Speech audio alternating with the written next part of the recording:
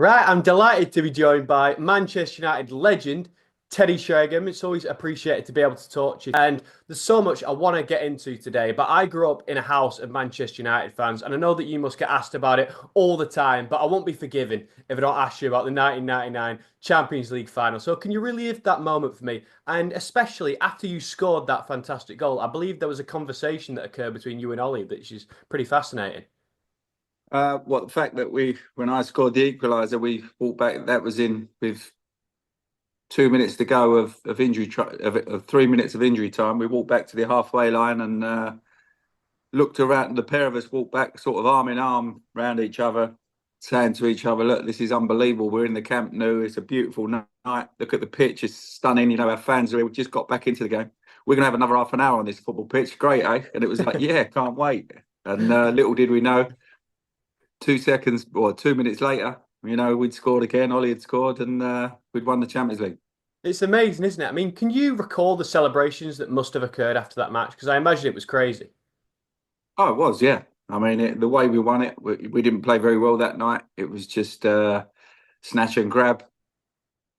The Germans were absolutely devastated because they were strolling the game, really. They were 1-0 up, but they didn't get the second goal. They hit the bar, the post. Peter made some great saves, and as long as it stayed 1-0, we were still in the game. So we knew that throughout that season, we just kept going and plugging away. And the game, the vibe of the game turned around in the last 10 minutes. So we had a few chances before we actually scored. So, you're talking about the celebrations after were just unbelievable because, you know, the way we won it, it just wasn't expected. The Germans were already celebrating and scoring 2 goals in the last 2 minutes of injury time, and just the whole place went wild.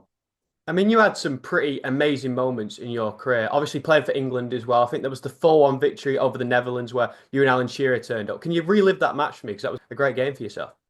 A lot of the time, when you look back at your football career, and people say to you, I don't know, you might watch Saturday night match of the day and think, I played really well in this game.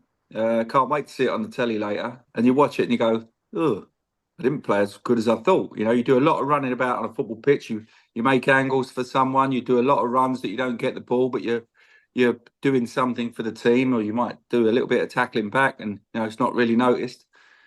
But when I watched the Holland game back in when we had COVID and they were showing all the games again, they showed them, and I watched the Holland game and it was like, oh, what's this one? I played quite well, and I actually did play quite well. So it was quite nice to see that I had played well when and the team. It was just one of those performances that would just people still come up to me now and say it's one of the best England tournament performances that they've ever seen, and that's it's great to be part of.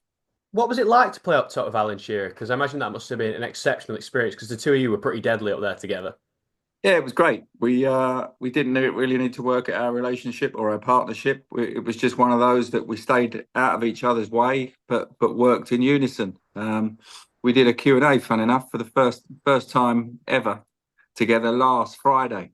And it was really fun reliving those moments and talking about them. So you don't really get to sit down with your old football mates and have that, unless you're really close with one of them. Maybe you don't really get to do that. But I've seen Alan a few times over the years in Portugal, but you don't really sit down and reminisce. So it was lovely to do that with another ex-player.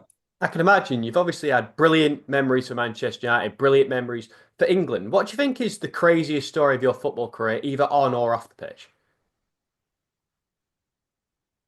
Craziest story. Got photographed, didn't it, with the dentist chair? That you don't get much more crazy than going out with 20 lads and ended up on the front page of all the tabloids and looking very, very dishevelled and drunk and shirt ripped and drink all down your face. Not the best pictures, but great memories to look back on. Yeah, I can imagine. Hopefully, Manchester United have some great memories to look back on in 15, 20 years. They've obviously had a rocky period for a bit of a while, but are you confident with Amarin coming in that things can turn around? Yeah, I quite like what he's about. This since he's come in, I think he's got good morals, good ethics about being a footballer around your football club. He obviously doesn't know Manchester United that well, but he will get to know the traditions, and hopefully, a lot of managers go go in the back and find out about the history of people and players and managers. And, I'm sure that he'll delve into Sir Alex's mind as well, if he's got anything that he wants to ask him about, questions about how to act at certain times. I think Sir Alex is always there ready to help someone. And I like what I see at the moment, but it's going to take time, and that shows with the results recently.